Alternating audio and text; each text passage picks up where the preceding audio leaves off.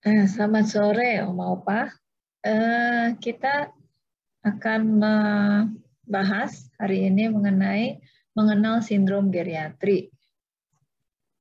Apa itu sindrom geriatri? Sindrom geriatri adalah kumpulan masalah kesehatan yang sering ditemukan pada warga usia lanjut.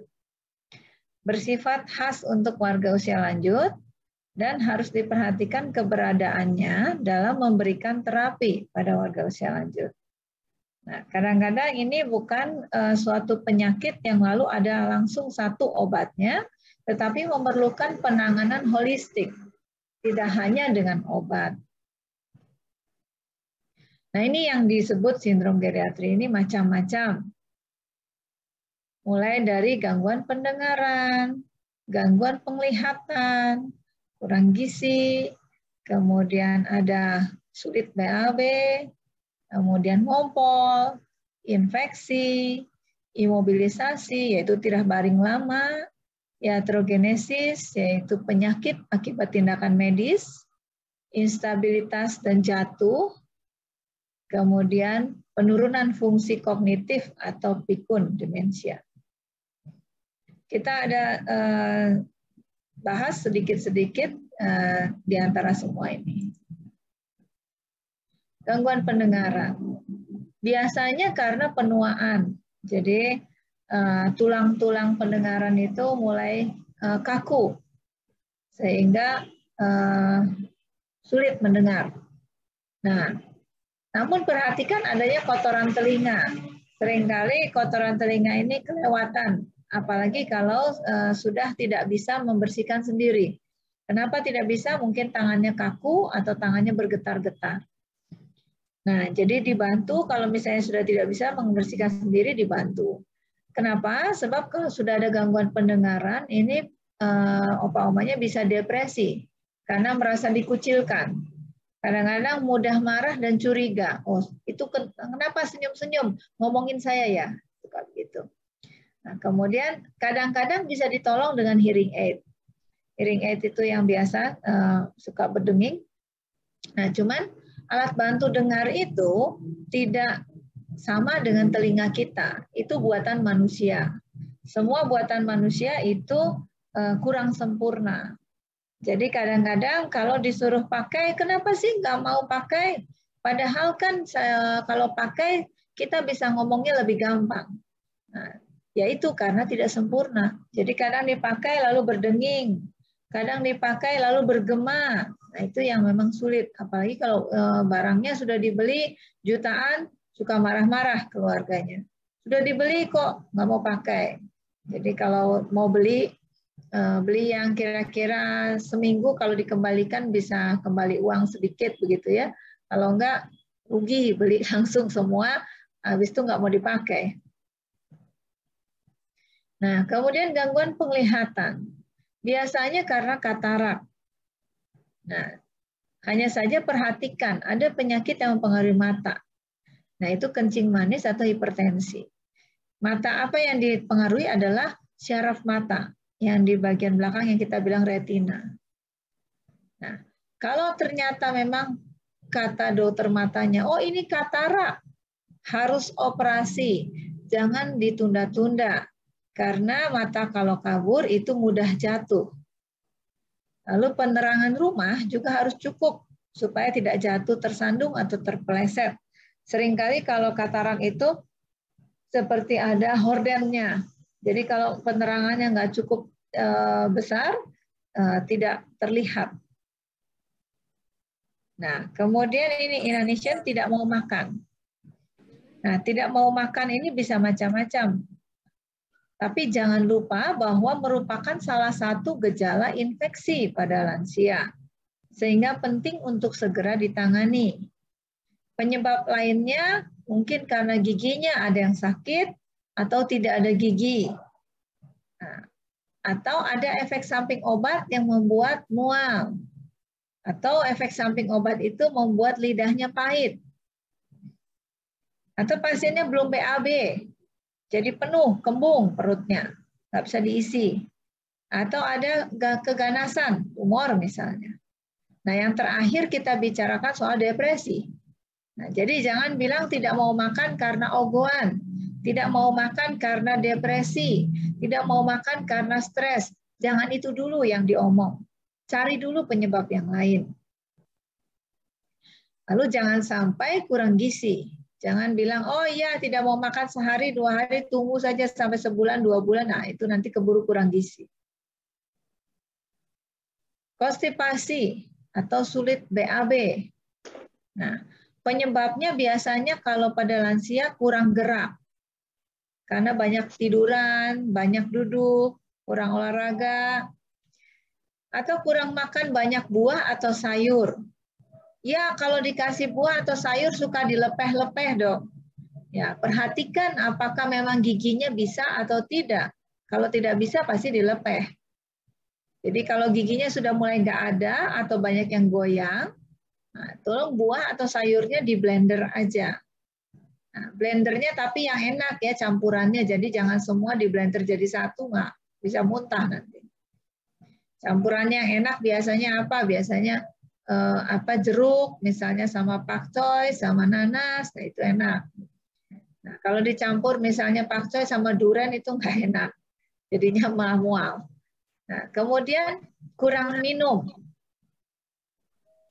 Bisa jadi kurang minum, itu kenapa terjadi kurang minum? Karena tidak mau pipis bolak-balik. Nah, itu kalau kita, kenapa Oma nggak mau minum?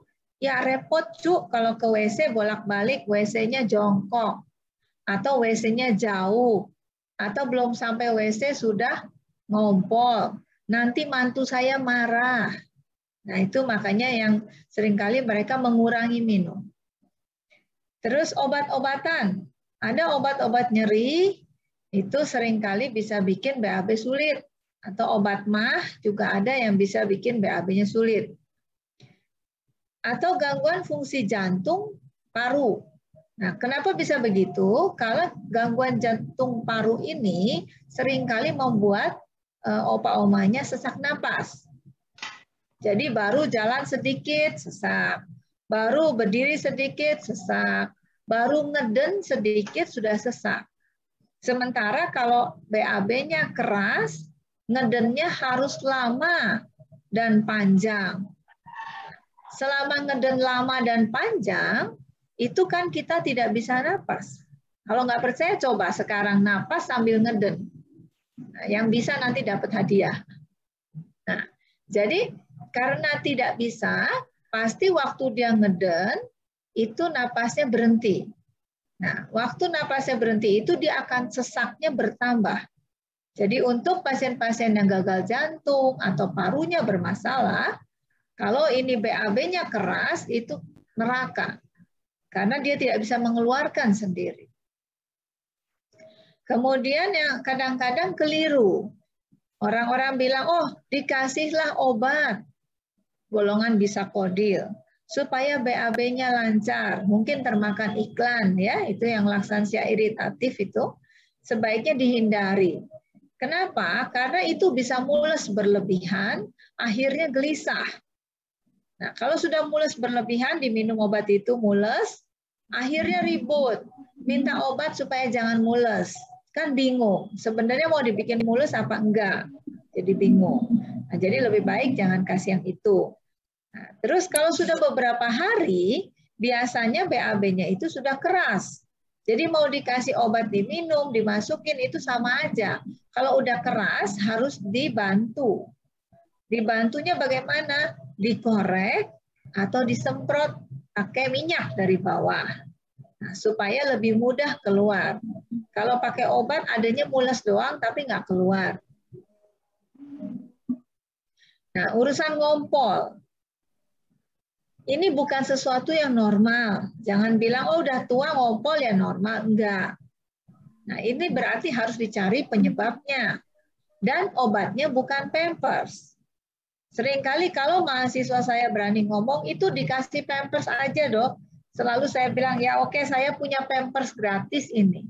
Siapa yang mau saya kasih? Sekarang pakai, nanti malam baru ganti. Nggak ada yang mau mereka.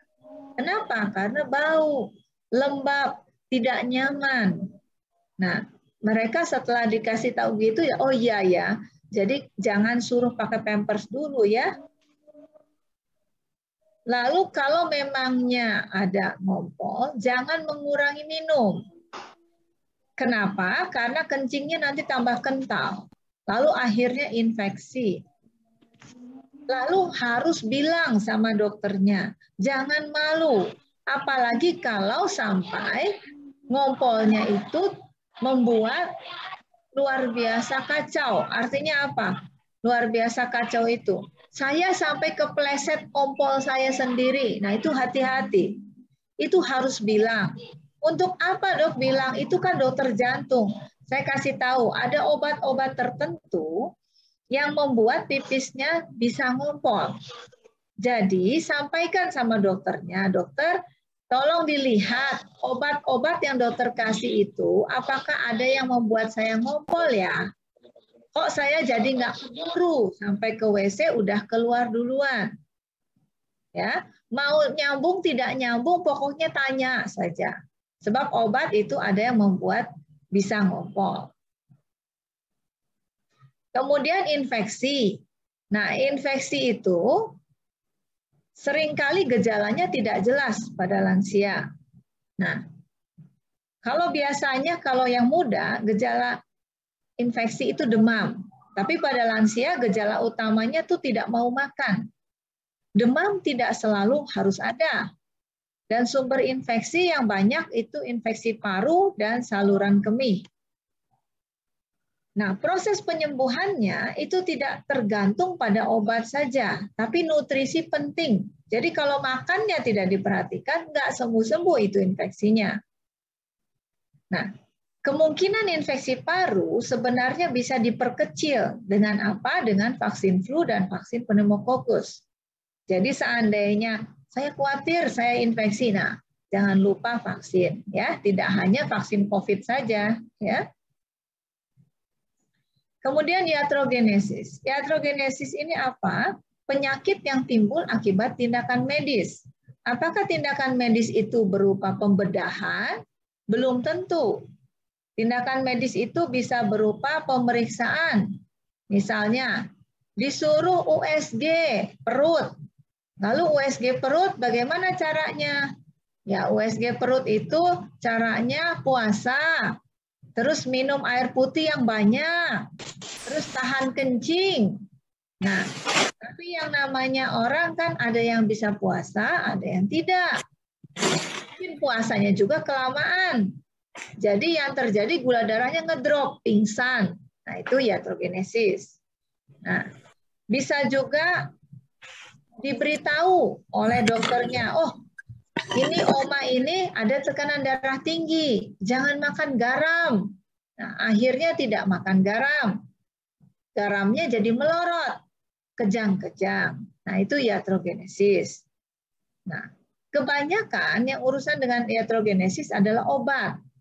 Banyak sekali oma-opa yang datang karena masalah interaksi obat atau efek samping obat yang diberikan oleh dokternya atau yang beli sendiri. Khususnya di Indonesia dia bisa beli sendiri kan. Nah, lalu kenapa sih orang bisa iatrogenesis? Biasanya karena penyakitnya lebih dari satu. Jadi dokternya lebih dari satu. Nah, kalau dokternya lebih dari satu, biasanya masing-masing meresepkan obat. Nah, lalu yang bikin bingung adalah tidak ada koordinasi antara masing-masing dokter tersebut. Jadi obat yang sama, yang kelasnya sama bisa double-double. Atau obat yang bisa saling berperang, efeknya itu diberikan bersamaan. Nah, terus oma opa ini seringkali gejala penyakitnya tidak khas. Jadi diagnosisnya sulit. Tidak khas bagaimana? Ya kadang-kadang oma opa itu mahasiswa kalau disuruh cari, coba itu cari penyakitnya apa? Dia tanya sampai panjang lebar bingung sendiri. Dok saya bingung. Kenapa? Karena si omanya segala dikeluhin. Neng dokter saya sakit kepala, pusing, lemes, gak mau makan. pegel-pegel, tidur aja, nggak bisa jalan, semua diomongin. Lama-lama dokternya liatin jam terus, ini kapan selesainya, dan saya juga masih bingung karena banyak banget yang diomongin, kayaknya nggak ada yang benar ini. Nah, akhirnya kalau terlalu cepat-cepat kita satu obat untuk satu gejala. Akhirnya obatnya banyak sekali. Nah, lalu setelah banyak obat bagaimana? Keluarlah efek samping. Efek samping satu obat diatasi oleh obat lain. Misalnya, minum obat antasid misalnya. Antasid ini kadang-kadang pasien jadi bisa susah BAB. Lalu sudah susah BAB bagaimana? Oh, kasih aja bisa kodil. Dulkolak. Sudah dikasih dulkolak, loh, mules jadinya. Ini gimana? Lalu dikasih spasmomen supaya nggak mules. Loh, jadi nggak bisa BAB lagi. Akhirnya ruwet semua tuh. Efek samping satu obat diatasi oleh obat lain. Hati-hati. Lalu interaksi obat menimbulkan gejala baru. Nah, kadang-kadang diajak ngomong jadi nggak nyambung. Nah, imobilisasi. Nah, ini penting imobilisasi terutama untuk teman-teman yang melakukan pelayanan visitasi. Kalau datang ke rumah oma opa ini, lalu ada cerita dari keluarga, ini sudah tidak banyak jalan, sudah tidak berdiri, sudah tidak duduk, tiduran aja. Udah berapa lama ini? Kalau lebih dari 72 jam, itu namanya imobilisasi. Nah, terus kenapa? Kan biarin aja. Oh, salah, itu ada efeknya. Nah, kenapa dia begitu? Biasanya karena stroke mungkin, karena lemes, karena nyeri, atau dia dirawat di rumah sakit. Kadang-kadang di rumah sakit kita lihat ya, ini diikat gitu kan. Kenapa? Supaya nggak cabut infus misalnya. Nah, lalu bagaimana? Yang paling gampang itu yang orang sudah tahu, kalau tiduran aja bisa bonyok pantatnya. Nah, ini seperti di sini, dari sini sampai hitam seperti ini. Hitam ini jangan dikira cuma di luar aja, di dalam itu juga udah busuk itu. Nah, itu yang pertama. Yang kedua, kehilangan massa tulang dan otot. Jadi tambah kecil ototnya, tulangnya juga. Kekakuan sendi, kontraktur, jadi kaku sendinya. Lalu pada saat dia akhirnya duduk atau berdiri, jadi pusing. Tensinya turun. Kita bilang hipotensi ortostatik. Atau darahnya jadi kental. Jadi baru geser sedikit, sumbatan bekuan darah itu nyumbat jadi ke tempat-tempat lain. Nah, ini jadi tidak baik tirak baring lama ini. Jadi kalau ada lihat di rumah, oh ini tirak baring lama, oh kasih tahu, ini berarti harus fisioterapi, berarti harus konsul dokter rehab medik supaya jangan tirak baring lama. Nah, ini demensia atau pikun. Nah, ini seringkali yang pasien dirujuk ke saya karena ini. Hilangnya fungsi intelektual dan ingatan sehingga mengganggu kehidupan sehari-hari. Nah, yang paling sering adalah demensia Alzheimer. Kalau kita lihat di sini, ini yang otak yang sehat. Kalau demensia Alzheimer, otaknya mengecil seperti ini. Sampai kalau dia lihat bayangan mukanya di cermin, bisa jadi dia tidak kenal. Nah, karena ini tidak kenal, hati-hati kalau punya anggota keluarga yang pikun dan tidak kenal mukanya sendiri, itu di dalam kamar jangan dikasih cermin yang besar. Nanti dia kaget. Dikiranya ada orang luar, ada musuh, ada orang jahat mau mencelakakan dia. Padahal itu bayangan di cermin. Nah, lalu demensia atau pikun dengan lupa karena umur itu bedanya apa, Dok? Nah, kalau demensia itu yang lupa seluruh pengalaman. Kalau forgetfulness secara umur ya, sebagian pengalaman. Kalau demensia itu progresif, lupa nama benda, itu apa ya? Yang buat makan itu loh, yang buat makan. Tapi dia nggak bisa sebut itu piring. Nah, tapi kalau yang forgetfulness biasanya jarang ya, sampai lupa sama sekali namanya. Lalu kalau yang demensia, mengikuti petunjuk tertulis atau lisan ini tidak bisa. Makin lama makin tidak bisa. Tapi kalau yang karena umur masih bisa. Jadi lupa, dicatat. Bagaimana cara menyalakan televisi? Dicatat. Itu ditusuk dulu di stop kontaknya, kemudian pencet yang merah dan sebagainya. Tapi kalau yang demensia kalau dikasih tahu makin lama makin tidak mampu, akhirnya marah. Itu alatnya dibanting. Ini saya nggak tahu kenapa, nggak bisa, rusak. Nah. Kemudian kemampuan mencari cara supaya tidak lupa makin lama makin tidak mampu. Tapi kalau forgetfulness biasanya mampu. Artinya apa? Kayak mama saya, dia lupa terus kunci taruh di mana. Akhirnya dia cari cara bagaimana supaya kunci jangan lupa. Dia bilang kunci itu harus digantung bersama-sama dengan kelendeng-kelendeng yang gede banget, yang suaranya besar. Nah, kemudian digantung lagi di kalung, taruh di leher. Jadi kalau dia jatuh kedengeran kelendeng-kelendeng. Kalau kita cari di mana, ada di leher saya. Nah, itu jadi kemampuan mencari cara supaya tidak lupa itu dia bisa. Kemudian kemampuan mengikuti cerita, sinetron, di televisi, di buku, di koran, itu masih bisa. Kalau yang forgetfulness. Kalau yang demensia nggak bisa, makin lama makin nggak bisa. Menghitung makin lama makin nggak bisa. Nah, kalau perawatan diri juga sama, makin lama makin nggak bisa. Sampai apa? Sampai kadang-kadang mau mandi nggak tahu mana dulu yang dikerjakan. Nah, harusnya mau mandi ngapain? Mau mandi ya, siapkan dulu bajunya, siapkan dulu handuknya, baru masuk. Nah, tapi kalau dia demensia, masuk ke dalam kamar mandi, belum disiapkan, kemudian bingung mulainya dari mana. Harusnya buka baju dulu, tidak buka baju dulu, langsung siram. Setelah langsung siram, pasti pakai baju, lalu kemudian dia andukan atau keluar lagi langsung, mereka bilang sudah mandi.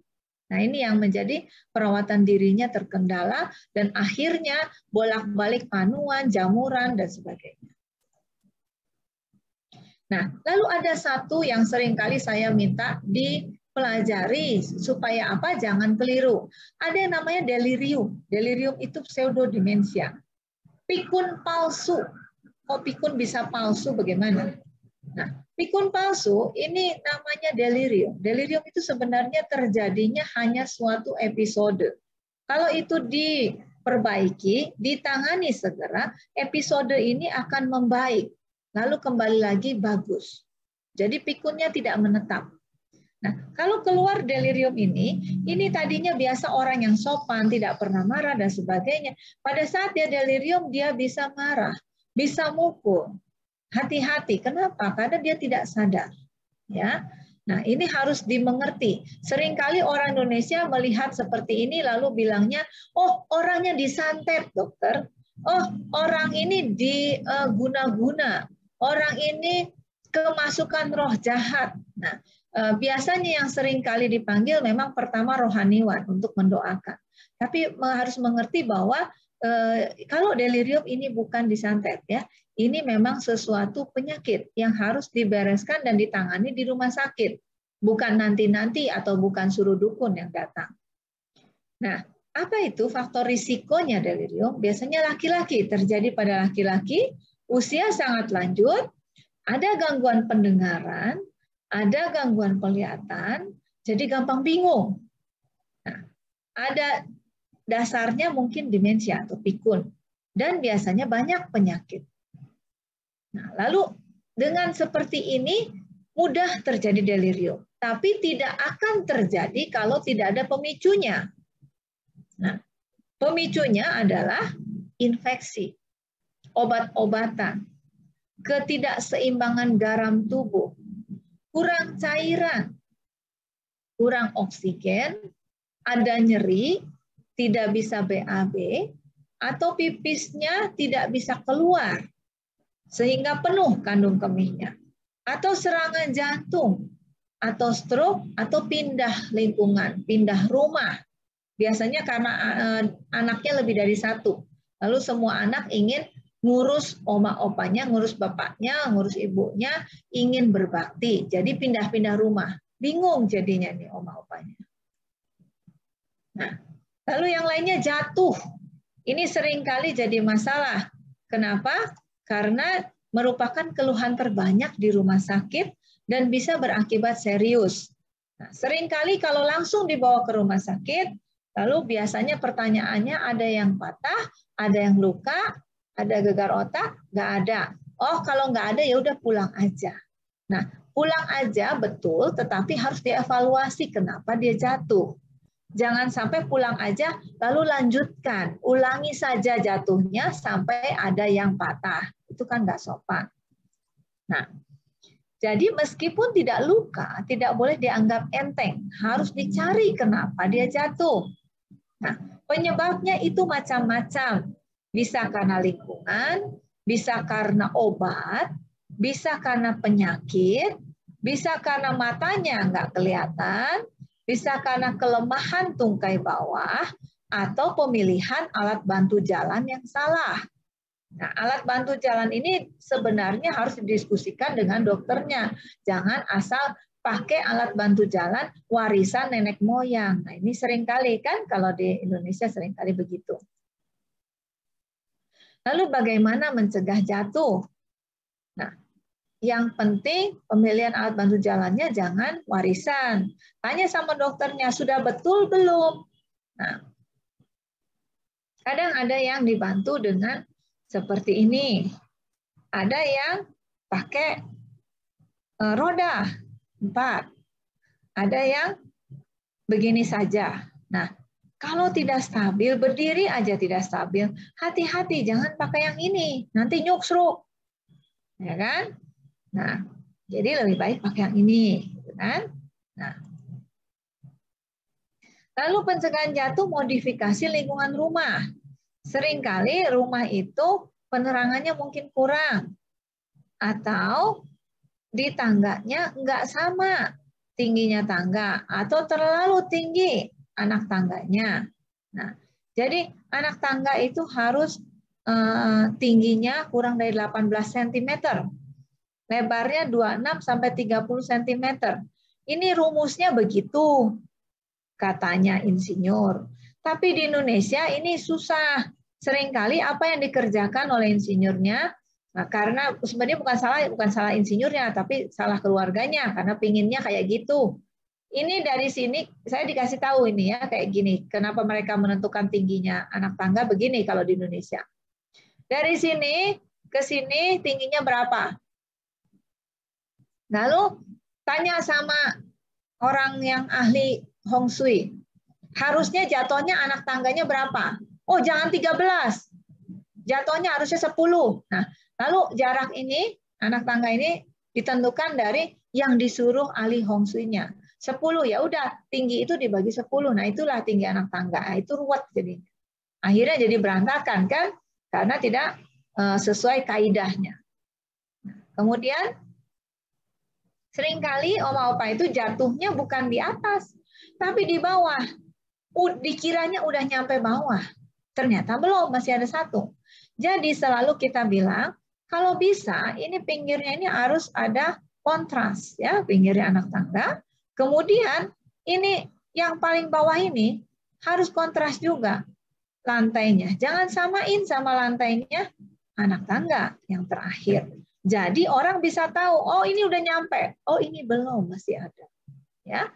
Nah, ini harus diperhatikan, terutama di rumah-rumah yang ada tangganya. Ya bagusnya sih memang jangan naik turun tangga, nanti jadi ruwet gitu kan kalau jatuh.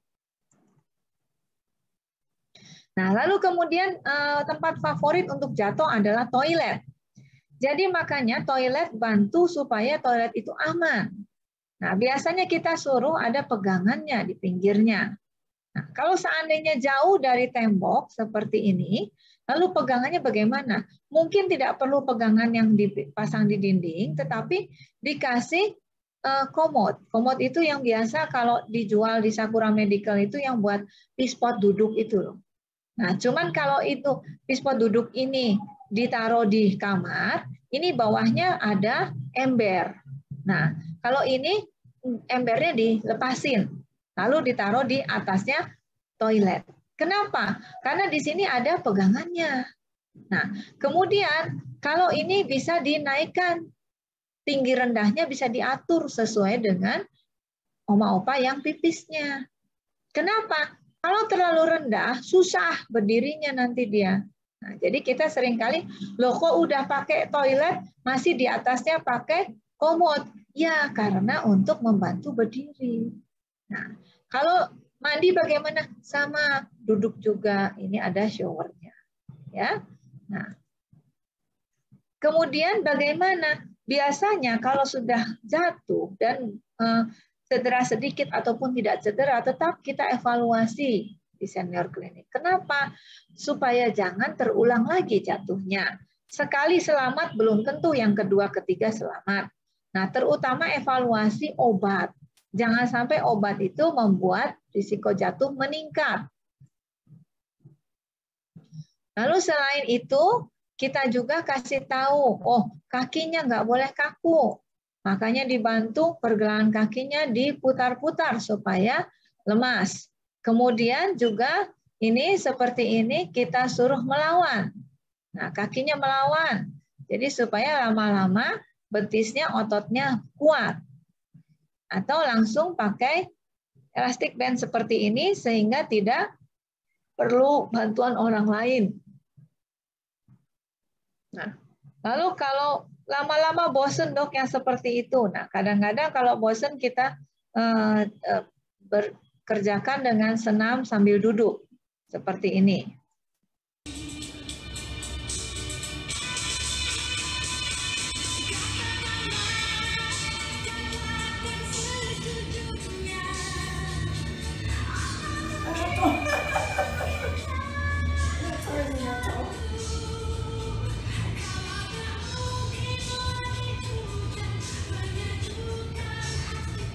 Nah, kenapa bisa begitu?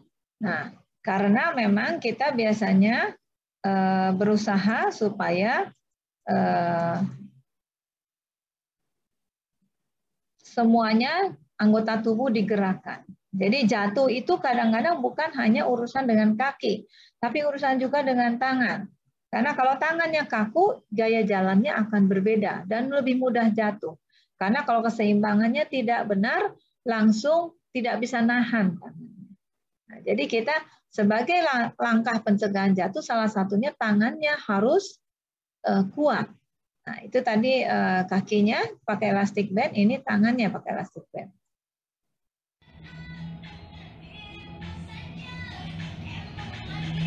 Oh, seperti kalau gini sama orang ya? Nah, terus yang lainnya adalah senam di dalam air. Nah, kenapa di dalam air? Di air itu biasanya melawan tahanan air itu diperlukan kekuatan otot. Jadi kalau dia bisa melawan tahanan air, berarti ototnya makin kuat. Dengan otot yang makin kuat ini, akhirnya dia jalan di darat juga lebih kecil risiko jatuhnya. Nah, ini salah satunya kalau kita ada kelas seperti ini.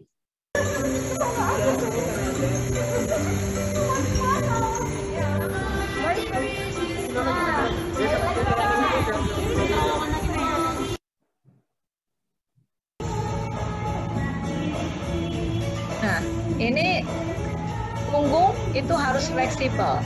Kalau punggungnya kaku ya gampang jatuh.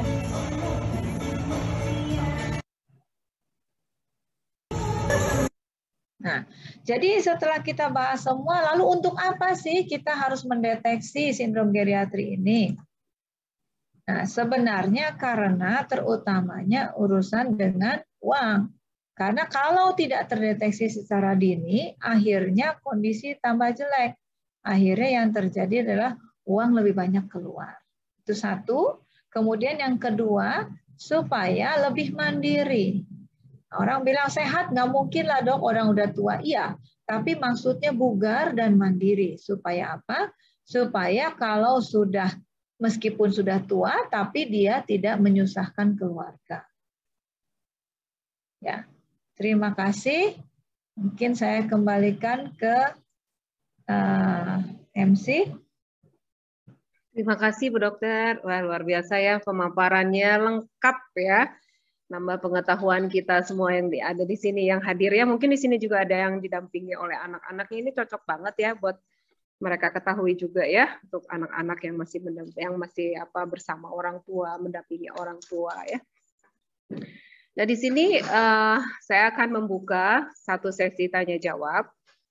Kalau Bapak Ibu ada yang ada pertanyaan yang akan diajukan, silahkan mengangkat tangan.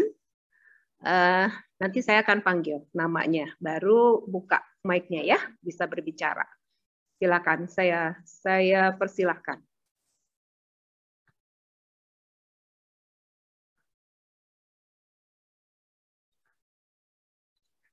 Ini di sini wajah-wajahnya tidak terlihat ya. Ada?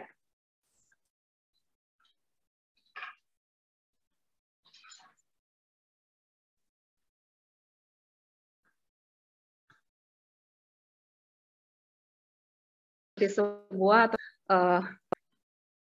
bingung, tidak usah diketik ya, tinggal diangkat saja tangannya ya. Bu Dokter, ada pertanyaan titipan nih Bu.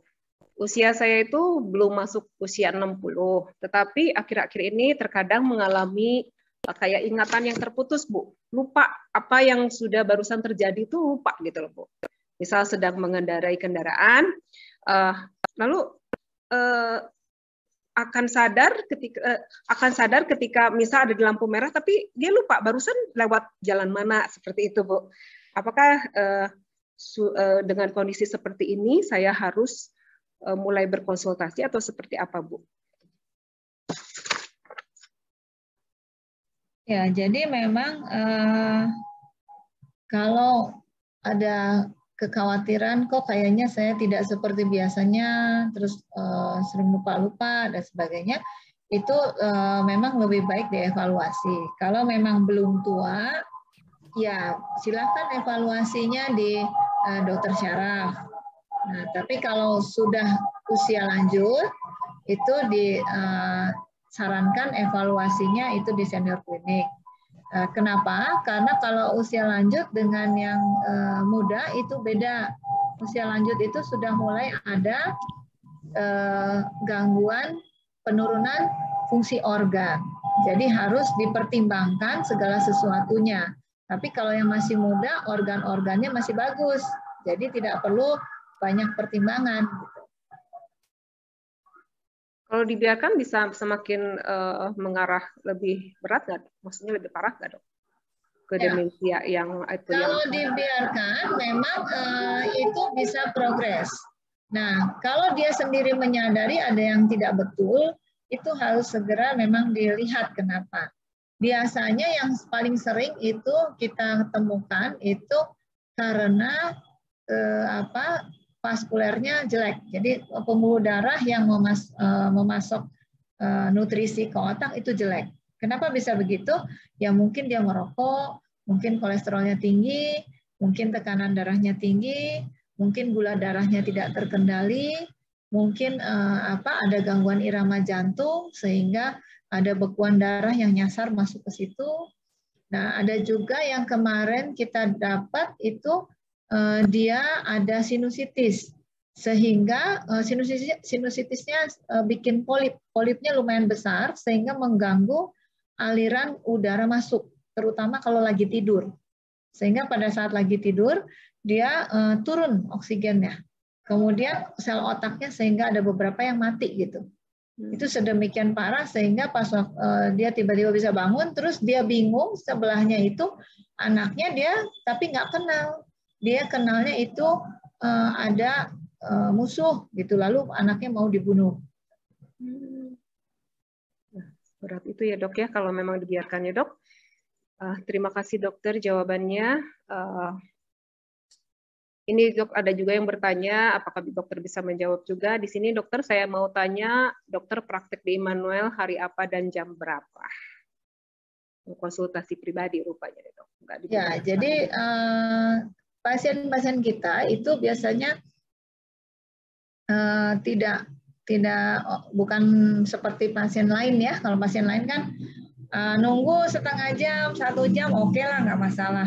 Pasien-pasien kita itu bisa jadi nunggu nggak sampai setengah jam ya, mungkin 15 menit dia udah capek, atau ada beberapa orang yang marah-marah, atau menjadi gelisah. Itu menjadi tidak mungkin kita tanpa perjanjian.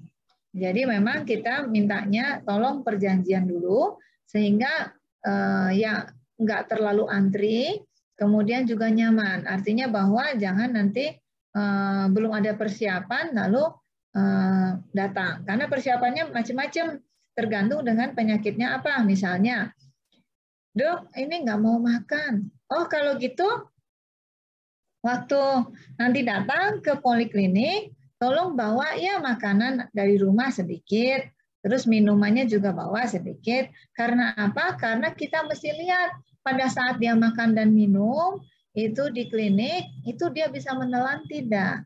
Dia bisa mengunyah tidak? Nah itu kalau dia langsung ciluk datang kan bingung.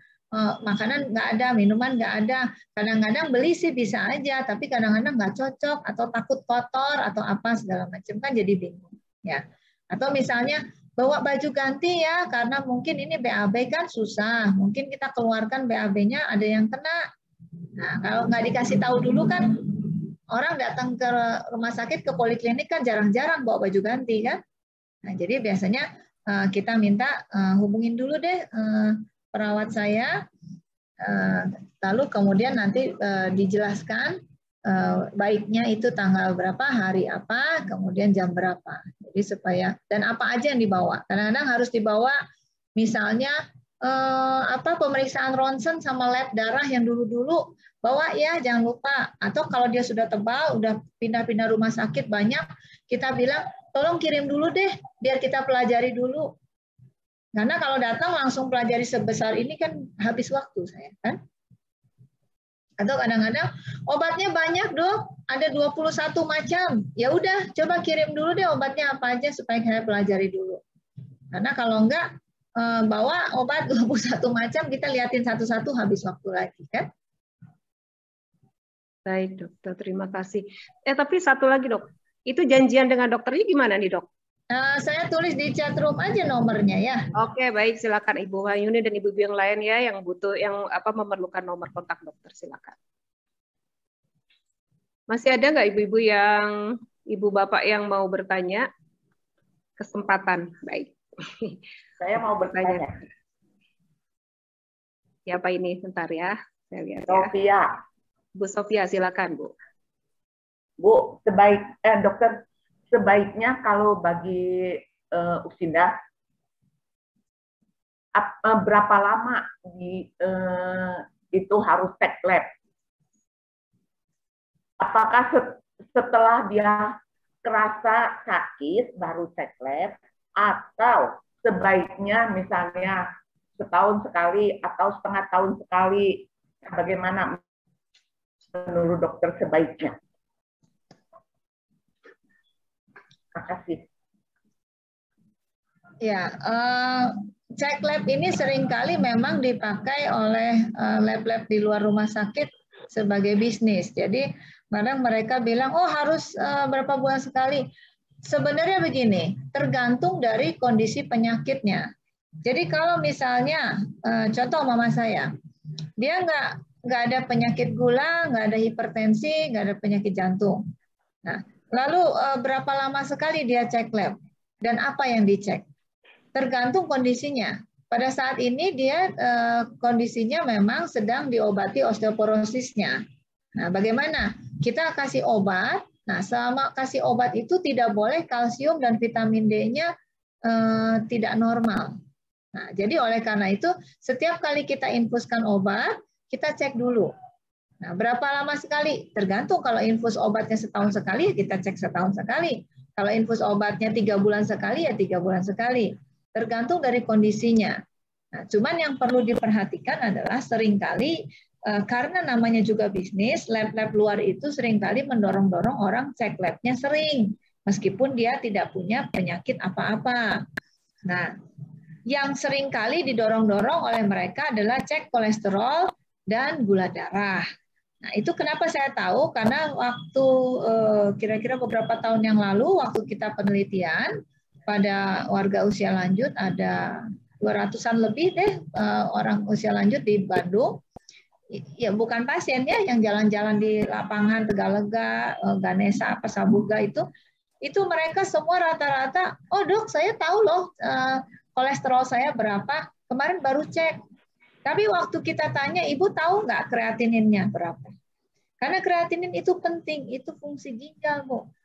Oh, nggak tahu, nggak pernah cek. Nah, jadi kan kalau memang ada dananya dan pengen ngecek, jangan kolesterol terus yang dicek-cek gitu kan. Yang lebih lucu lagi kolesterol dicek, tapi makan gorengan bala-bala terus gitu kan. Jadi percuma ngecek juga gitu. Nah, biasanya kita selalu berdasarkan kondisi penyakitnya. Jadi kalau kondisi penyakitnya memang mengharuskan cek, ya harus dicek. Tapi kalau tidak, ya berarti sesuai dengan penemuannya dokternya apa yang sekarang. Oh, mau osteoporosis, berarti kita mau lakukan ini. Oh, ini ada misalnya keluhan nyeri tulang. Oh, mungkin kalsiumnya kurang atau apa. Nah, itu dicek. Jadi tidak bisa diomong bahwa berapa bulan sekali atau berapa tahun sekali, itu nggak bisa dikatakan. Nah, cuman mungkin pertanyaannya yang lebih tepat adalah general check up.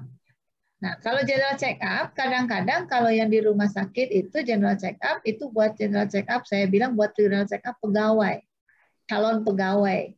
Kenapa? Karena calon pegawai kan orang muda. Jadi mereka cek-cek ya kayak gitu aja.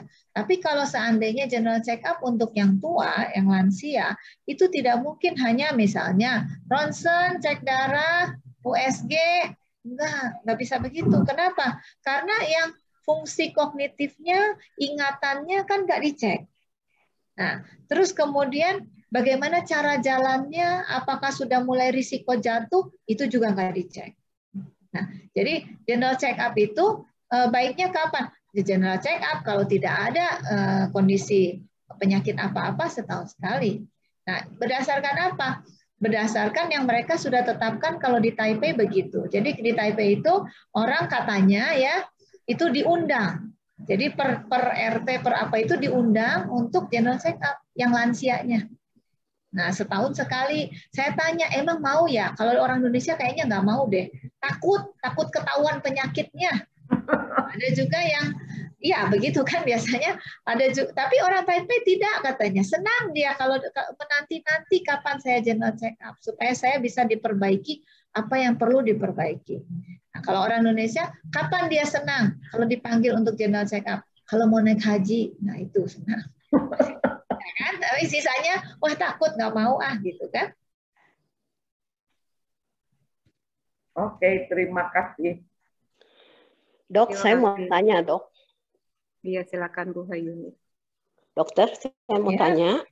Ini atas anjuran dokter gigi, saya harus datang ke dokter Vera dulu karena ada akar gigi yang tersembunyi.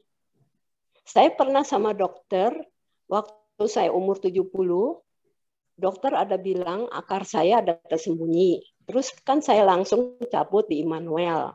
Nah, sekarang saya 83 timbul di sebelah kanan, dulu sebelah kiri. Jadi saya mau janji sama dokter, pergi ke dokter, ke Immanuel. Jadi hari apa gitu, Dok? Ya, jadi kita tadi sudah bahas ya Bu, ada di chat itu nomornya. Hubungin dulu nomornya perawat saya, karena dia yang pegang jadwalnya.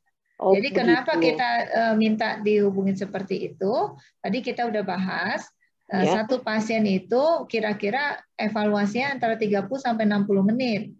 Kalau semua datang semua, nanti kemudian jadi rame. Kita tidak ingin rame-rame kan di sini. Iya, betul-betul, saya tahu. Terus kemudian juga nanti ngantrinya lama, capek. Nah, jadi makanya diatur. Hubungin dulu perawat, nanti diatur. Ya. Nah, terima kasih ya Dok ya. Ya, terima kasih Bu Dokter. Bu Dokter, ini ada pertanyaan juga.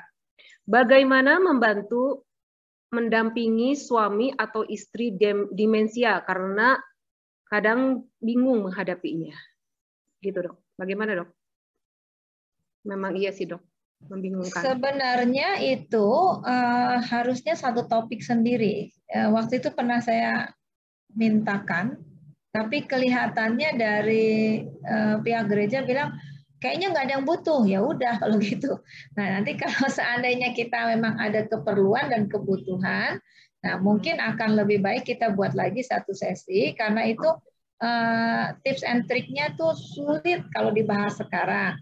Secara ringkas sih bisa ya, tapi maksudnya itu biasanya satu chapter sendiri kalau mahasiswa itu ya. Nah, karena sulit. Nah, pada prinsipnya yang yang harus kita ingat adalah begini. Menghadapi pasien-pasien yang demensia, yang pikun, itu mereka tidak ingin mendadak-mendadak, kejutan-kejutan dan berubah-berubah. Itu menimbulkan kebingungan. Pada saat mereka bingung, mereka jadi marah. Nah, itu yang kuncinya, ya kan? Kemudian yang kedua kuncinya adalah jangan bilang tidak. Karena kalau bilang tidak dan jangan, dia udah keburu ngamuk. Dia tidak bisa dikasih tahu. Sama seperti anak kecil. Anak kecil kalau bayi kan, mama mau makan. Nanti jangan ya, jangan dulu. Nanti mama lagi ibadah. Itu dia nggak ngerti. Ya pokoknya mau makan ya sekarang. Kenapa nggak mau kasih? Mama jahat kan begitu. Nah itu sama seperti itu. Nah jadi tidak bisa dikasih alasannya. Saya mau ke pasar baru sekarang.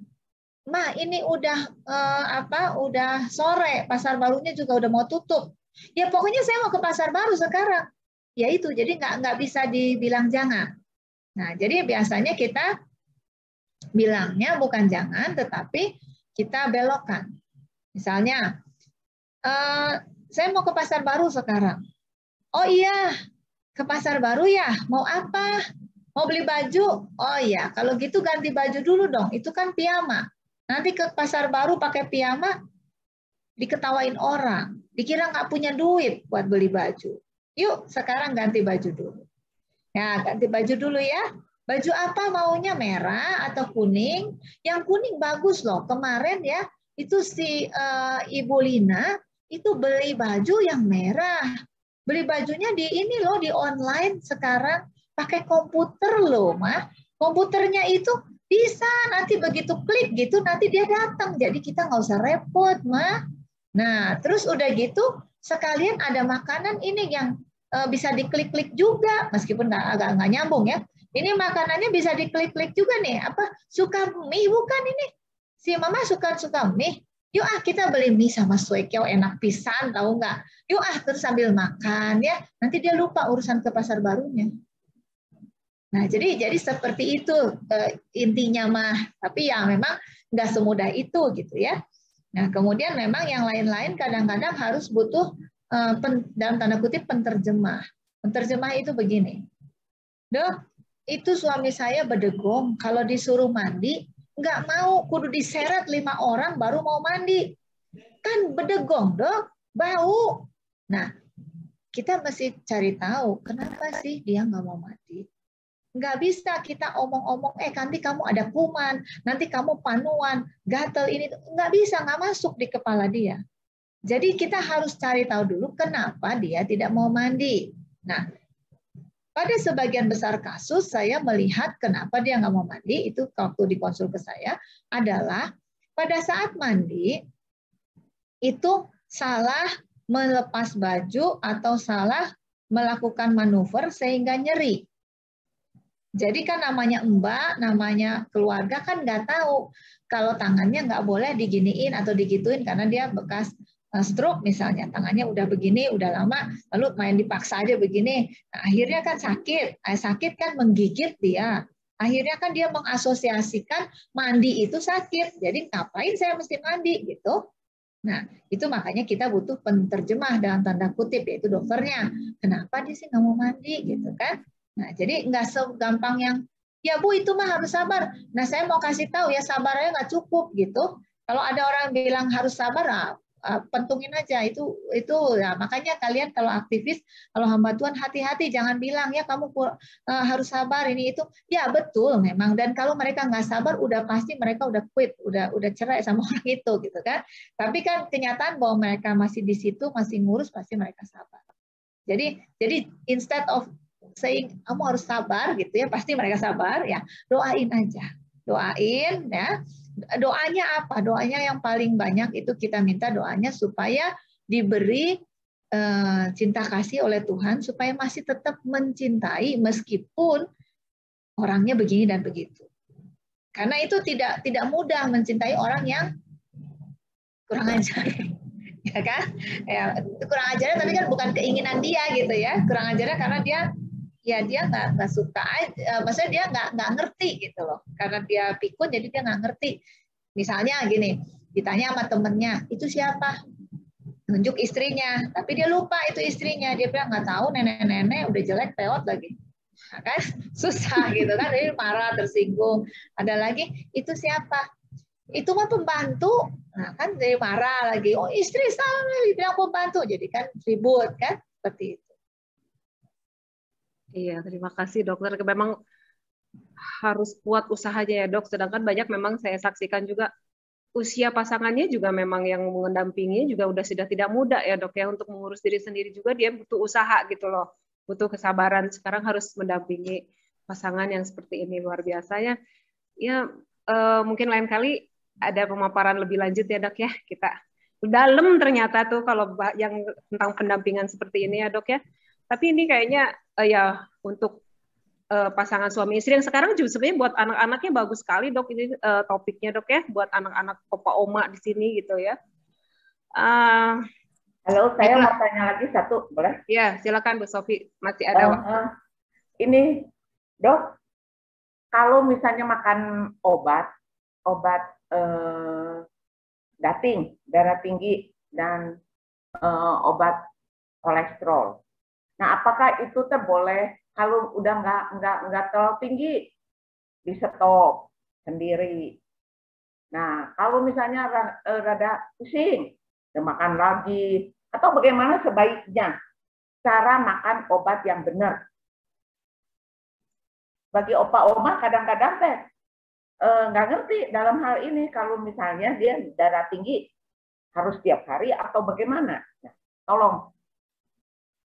Nah, jadi untuk penyakit-penyakit tertentu itu tidak bisa sembuh. Nah, kalau tidak bisa sembuh bagaimana? Ya dikendalikan. Salah satunya yang termasuk golongan tidak bisa sembuh dan dikendalikan adalah tekanan darah tinggi. Nah, diabetes, asma. Nah, itu tidak bisa sembuh dan dikendalikan bisanya. Nah, jadi bagaimana caranya? Ya berobat, kalau memang dokternya bilang kita coba lepas obatnya. Nah, kemudian kita lihat bertahap. Nah, ikutin aja. Tapi kalau seandainya dokternya tidak bilang suruh lepas, jangan dilepas. Karena apa? Karena nanti jadi masalah. Pada saat tekanan darahnya tinggi, belum tentu pusing. Kalau tinggi langsung pecah pembuluh darahnya. Pembuluh darah besar kalau pecah langsung ke sorga ya. Kita nggak bilang neraka lah, di sini kan semua anak Tuhan. Nah, tapi kalau seandainya yang pecah itu pembuluh darah kecil-kecil, yang terjadi adalah yang paling jeleknya adalah pikun. Itu yang namanya demensia vaskuler. Nggak pengen kan kalau pikun. Kenapa saya kasih tahu pikun itu menjengkelkan? Karena kalau kitanya pikun, itu bisa merusak keluarga. Maksudnya apa? Anak bisa cerai sama mantu. Kenapa? Ada beberapa kasus. Saya datang itu pasiennya pikun udah berapa lama, tapi datangnya itu gara-gara anak mau cerai sama mantu. Saya bilang ini mau apa? Ke pengadilan agama aja, ngapain ke saya? Terus mereka bilang, masalahnya gini dok, saya itu sayang sama istri saya, tapi istri saya bilang saya udah nggak tahan sama mertua. Soalnya ini mertua kamu pikun. Nah, pas ditanya, kenapa mertuanya, apa yang terjadi? Ternyata mertuanya ini kalau BAB itu tidak tuntas. Jadi sisanya BAB itu masih ada di dalam dan dia merasa ini harus keluar. Jadi dia korek BAB-nya. Sudah dikorek, lalu dia tidak sadar harus dikemanain ini yang tangan yang udah ngorek ini. Jadi setiap kali dia korek, dia tempel di tembok. Seluruh rumah isinya BAB. Sampai istrinya bilang, saya nggak tahan lagi dok, nggak kuat. Kita punya pembantu 2, semuanya nggak ada yang betah. Nah, jadi kalau seperti itu kan ruwet. Nah, Jadi jangan sampai kita memancing sesuatu yang gara-gara sebenarnya obat tekanan darah tinggi kalau diminum rutin itu akan menyelamatkan semua obat-obat jangan kayak gitu. Jadi hati-hati betul. Urusannya bukan langsung ke sorga, saya kasih tahu. Urusannya bisa kayak gitu. Nah, kalau udah kayak gitu kan tidak nyaman. Kasihan, nanti cucu-cucunya kan pecah itu rumah tangga kan. Nah, itu jadi makanya jangan sampai lah kayak gitu. Ya. Jadi kalau memang ada tekanan darah tinggi, ada gula, tertiblah kontrol dan diminum obatnya sesuai dengan dokternya suruh. Kalau suruh stop ya stop. Kalau suruh turunkan dosis, kerjakan. Jangan bingung sendiri, jangan cari alternatif sendiri. Karena saya nggak pusing, belum tentu bisa pusing, belum tentu nggak pusing, belum tentu apa-apa itu, belum tentu kelihatan dan kerasa. Kadang-kadang yang kerasa pasangannya. Ya itu tadi, kenapa sih sekarang jadi curigaan, begitu saya keluar buka pintu, selingkuh kamu ya, nah, kan jadi aneh. Padahal kan biasanya nggak begitu. Nah itu mulai pikun rupanya gitu kan. Thank you. Ya, terima kasih.